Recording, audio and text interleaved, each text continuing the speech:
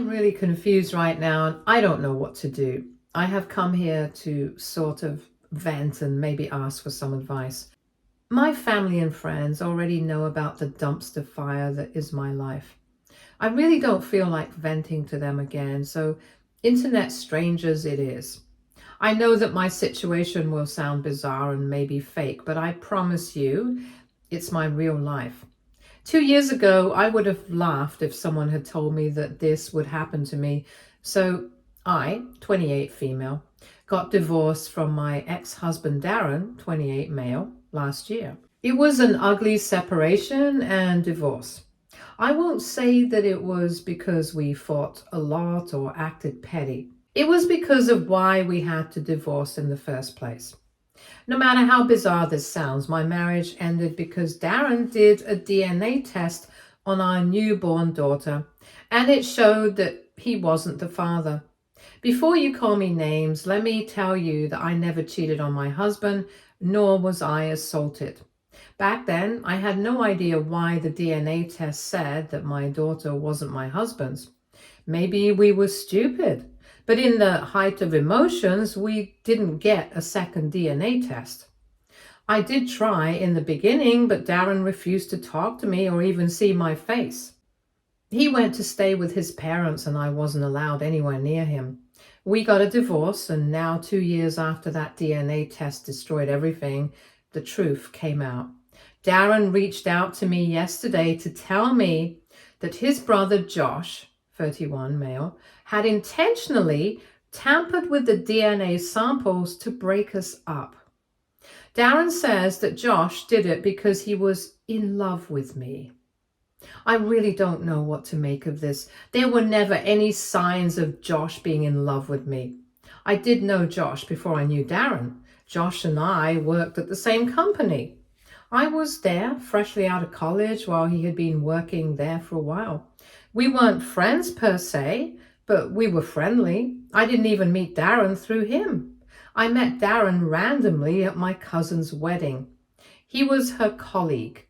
By this point, I had shifted to another company and didn't see Josh at all. We occasionally chatted online, but that wasn't more than once a month. You can only imagine my surprise when I saw him at Darren's parents' place. He was shocked to see me too.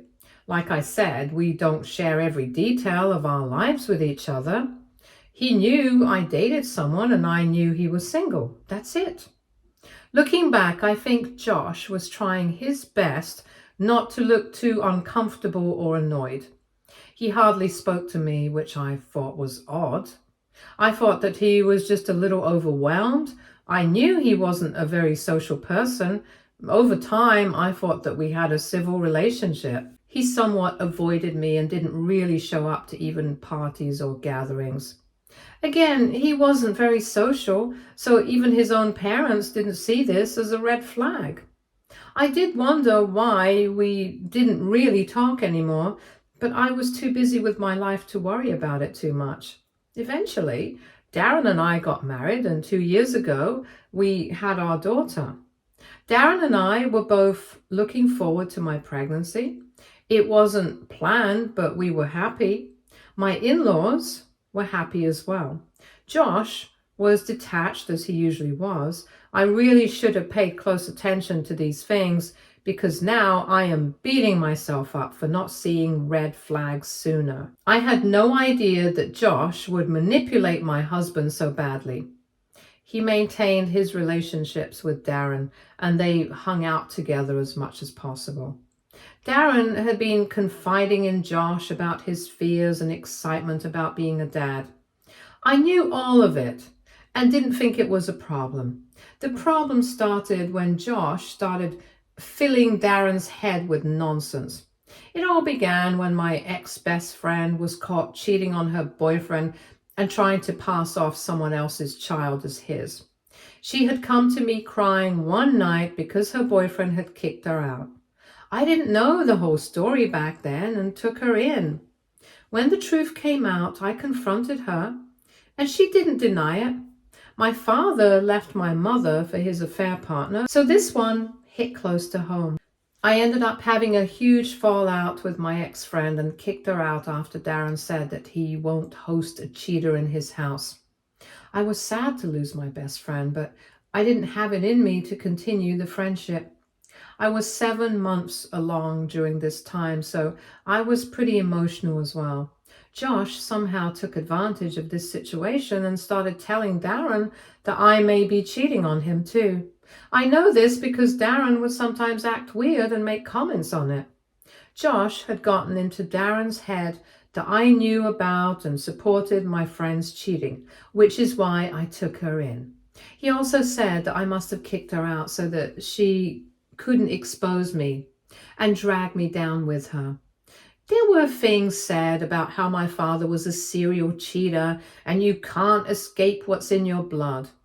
All in all, Josh convinced Darren that he needed to ask for a DNA test and make sure that the baby was his. After multiple fights and lots of crying, I agreed to have a DNA test after the baby was born. I was offended and felt disrespected, but I didn't have anything to hide. I will also be honest and say that I never thought Darren would seriously go through with the DNA test. He was acting all loving and caring right until the time I gave birth. After I came home with the baby, Darren started to push for a DNA test again, and so did Josh. References were made on how much paternity fraud is everywhere nowadays, so it's not abnormal to want to be sure. I really wasn't in the mental space to deal with all this, and I was too ashamed to tell my family about it. So I quietly agreed, thinking that Darren would shut up and make it right once the test came back positive.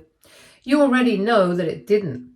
Anyways, I won't get into too much of the depressing details of what happened next. Darren moved in with his parents, and I moved in with my mom. Since I was drowning in bad mental health and had a newborn to take care of, my sister moved in temporarily to help out. I wasn't working for 3 months before giving birth, so I didn't have a lot of money for lawyers and stuff. Darren wasn't giving me a dime, and I was too traumatized from our fights to ask him for anything. For the next 6 months, I experienced hell and nearly lost my mind. My mother and sister helped me come back to the land of the living. I started to look after myself for my daughter's sake. Darren went completely silent, and so did his family. Eventually, at the 1-year mark, we got a mutual divorce. None of us wanted to drag things out for my own mental health's sake. I started working and slowly saved up so that I could move out of my mom's house. I started to take full responsibility for me and my daughter, while my mother and sister helped with free babysitting. I was a broken woman. It took me a long time to process everything. I am doing decently fine, or I was doing fine until I got an email from Darren. He's now begging for a chance to meet up and save our family. He wants to see our daughter, who he hadn't seen since the DNA test came out. It was a very long email that basically said that he is ashamed of how he acted and he regrets letting Josh get into his head. He said a lot of other things, but I won't mention them here. Reading the email has absolutely unsettled me. I don't even know what to think or do. Part of me is angry and hurt and doesn't want anything to do with Darren. Part of me wants to confront Josh and beat him into a pulp.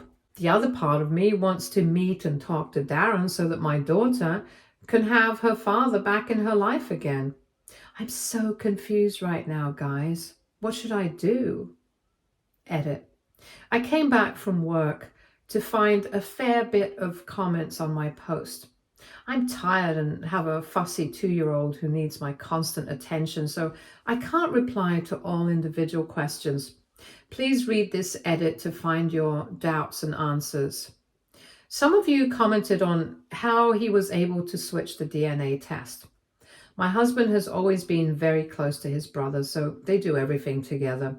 When this stupid brother got into his head, Darren let him take over the entire process and even took him along when he visited the testing lab. I think in the midst of all this, somehow Josh was able to switch the containers and replace it with something else. I'm not really sure about all the details, but that's my theory. Part of me wants to meet up with Darren just to find out exactly what happened and how all this mess came into existence. He only gave me bits and pieces of information and has been begging to meet so that he could tell me the full story. I haven't really communicated back much or asked questions because something like this cannot happen over text. Also, I don't know if things would get complicated if I end up visiting him, so I don't know if it will be worth it. 2 years is a long time, but the courts may still think that he's entitled to visitation of our child, especially since she's young. I grew up without a father and it wasn't a good experience. That's why I don't want that for my daughter. I'm really confused right now about what to do. Getting back with Josh is pretty much off the table, so anyone who thinks that I'm going to be a doormat and just take him back will be disappointed. I am not that delusional.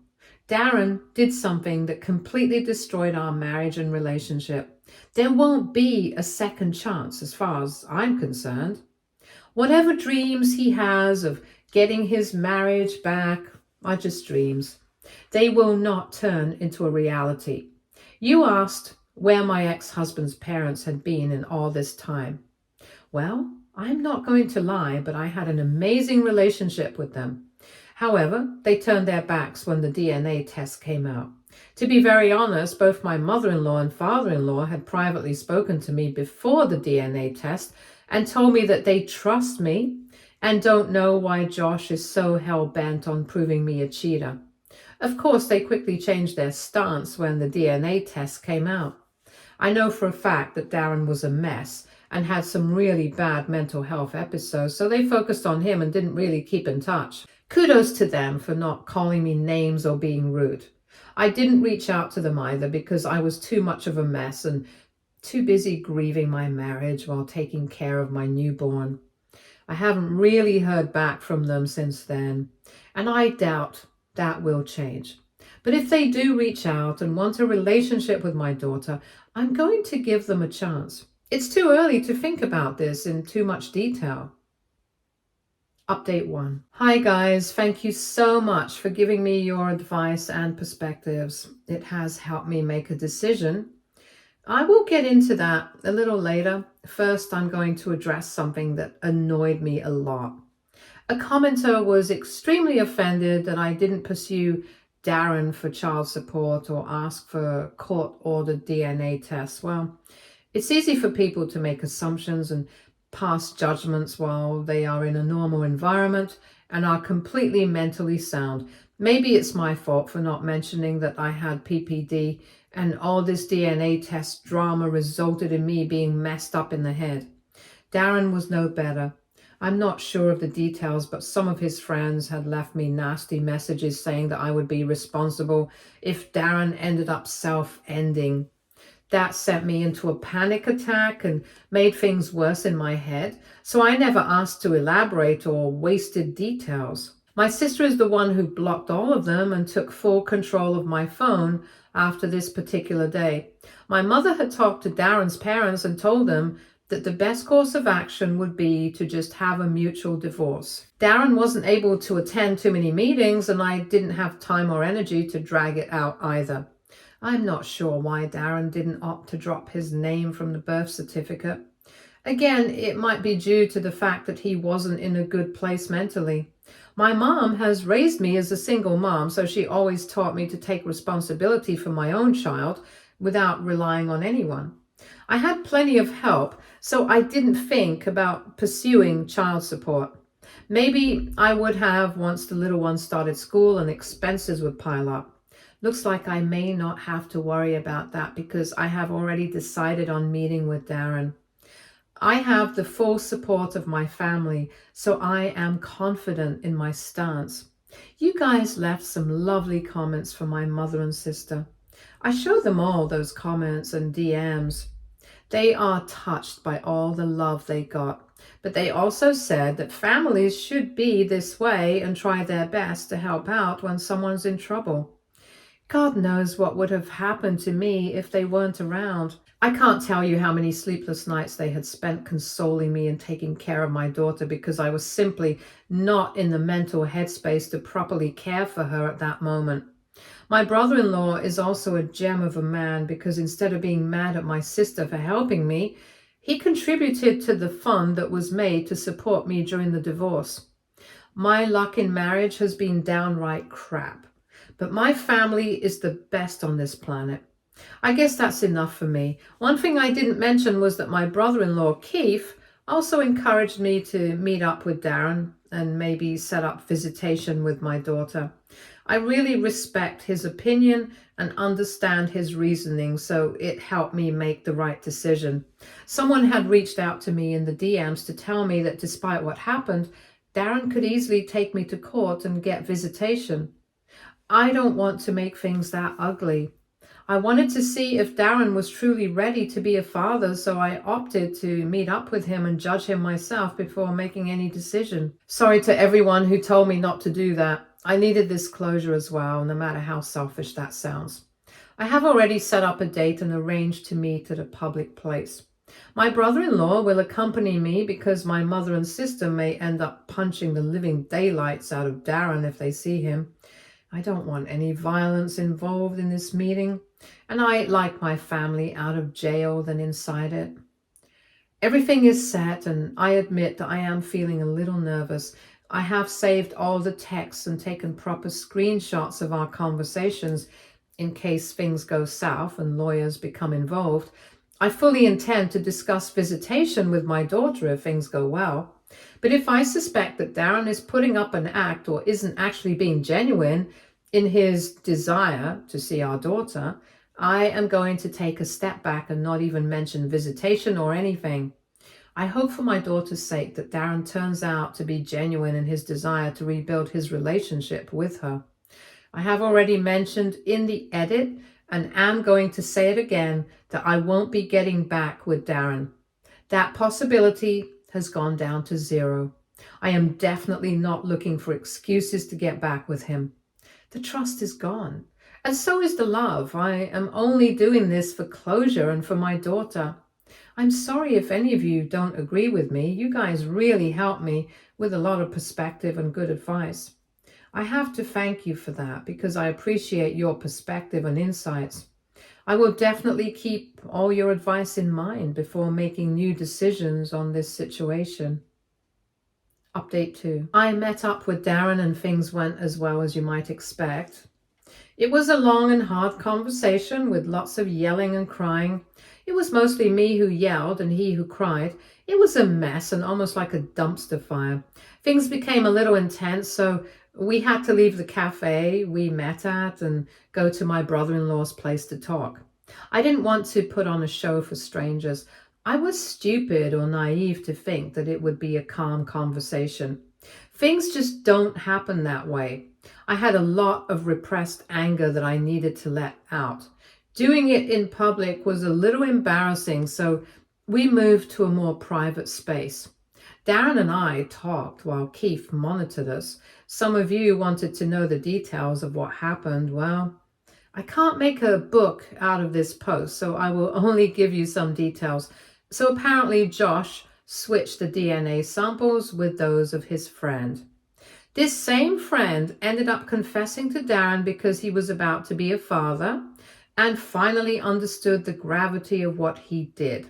This friend was the one who spilled the beans on Josh being in love with me and all that jazz. He also sent Darren text proof, among others, that Darren then showed me.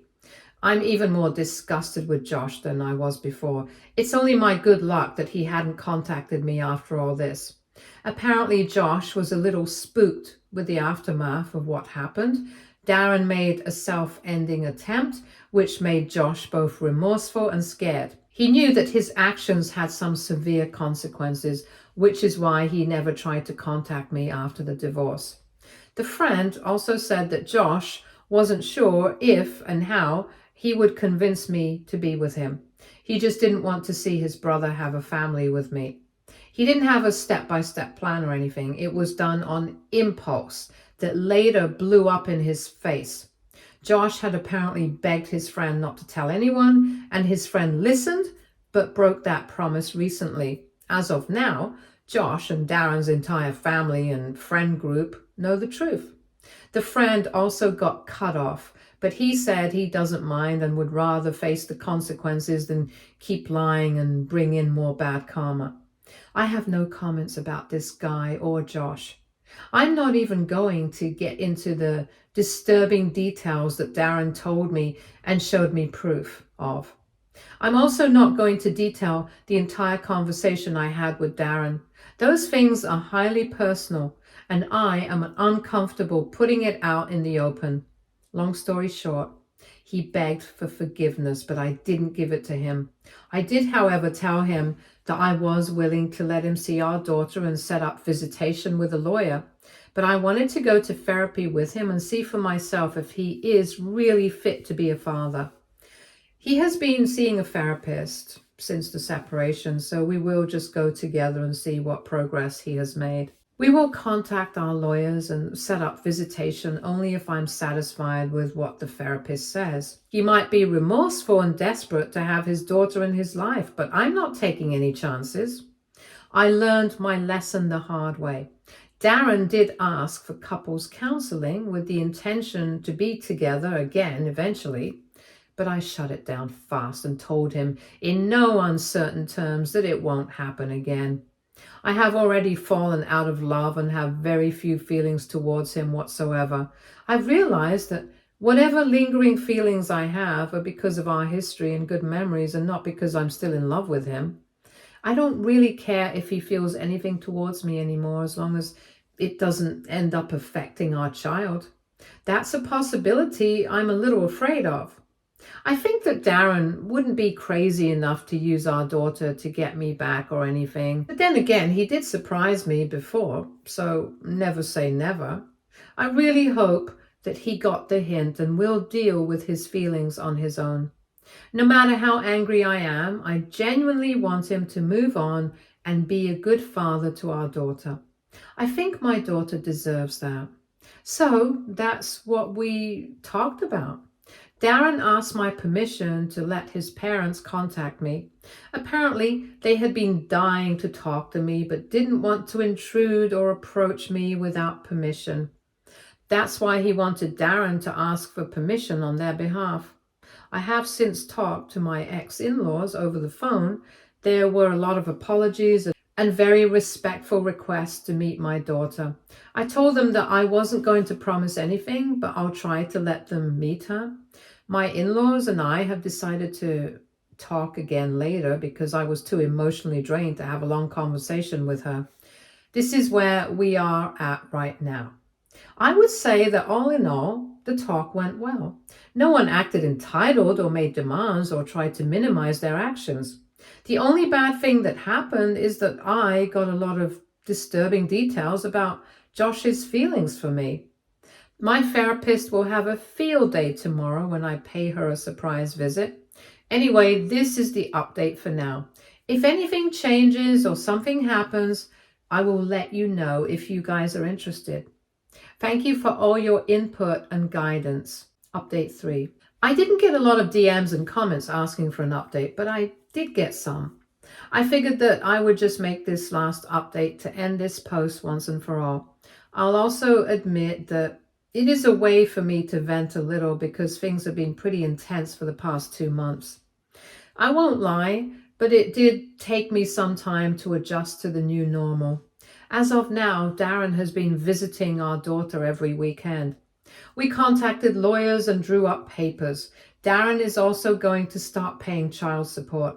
He did offer payment for the last 2 years, but I declined because I know that during the divorce, he had lost his job because of his mental health issues. He had been unemployed for 6 months, after which he finally got a job.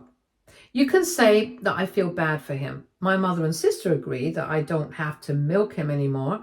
He is now paying a hefty amount of child support on his own accord anyway. I know that the courts wouldn't have given me so much child support if I had sued. Anyway, more news on that front later. I need to tell you about what happened with Josh. Some of you had been disappointed that Josh got away without any real consequences. Well, actually, that's not true. Shortly after my last post, I had a long phone call with my ex-mother-in-law. She told me that Josh was basically disowned by the family after everything came out. No one really wanted to keep in touch with him anymore. My ex-in-laws decided to cut him out of their will as well. This was mostly due to the fact that Josh had shown no remorse when confronted in person. He tried to shrug it off and say that it wasn't a big deal. At one point, he even said that what happened was inevitable because Darren didn't love me enough to trust me or be with me despite the DNA tests. There was a fist fight later and Josh ended up with a lot of injuries. He was still acting like everyone was overreacting until his friends started cutting him off. Then he was informed of being disowned and cut out of his parents' will. Instead of finally accepting his mistakes, he showed up to my house and basically demanded I fix everything because apparently I'm responsible for his life going to crap. He was drunk out of his mind and was acting really scary. I was lucky that my childhood friend Dylan was with me when this happened. Josh got really aggressive and ended up trying to strangle me when I told him to leave and that this is his problem, not mine. Anyway, cops were called, charges were pressed, and now I have a restraining order in place. He was only let go with probation because he had no prior record. But a bonus point is that he had to pay me for damages and also lost his job because of the police case. Thankfully, he wasn't dumb enough to show up at my door to complain again. It's not like he would fund me though, because I have already moved to another place. I didn't feel safe continuing to be in that house, and since my lease expired last month, I decided to move. A spot near my friend's apartment opened up, and it is also close to my mom's house, so I took it. This is the same friend who tackled Josh when he tried to attack me.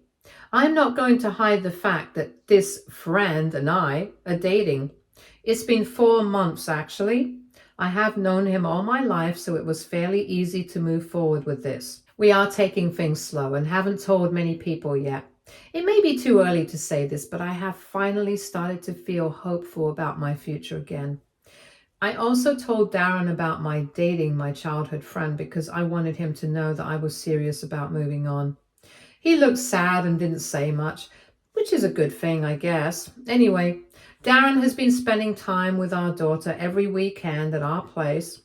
We sometimes go out to parks as well. I've been attending sessions with his therapist and feel positive that he is ready to be a good dad. These sessions also made us communicate better, which is necessary since we will co-parent from now on. Overall, I think I made the correct decision to meet up with Darren and give him another chance. My ex-in-laws have also met my daughter again, and we spent 2 great evenings together, so I would say that life has been getting better on all fronts. Saying that, I think this is going to be my last update. I hope it ties up all the loose ends and gives you the same closure that I got. Stay tuned for more stories from our girl relationships.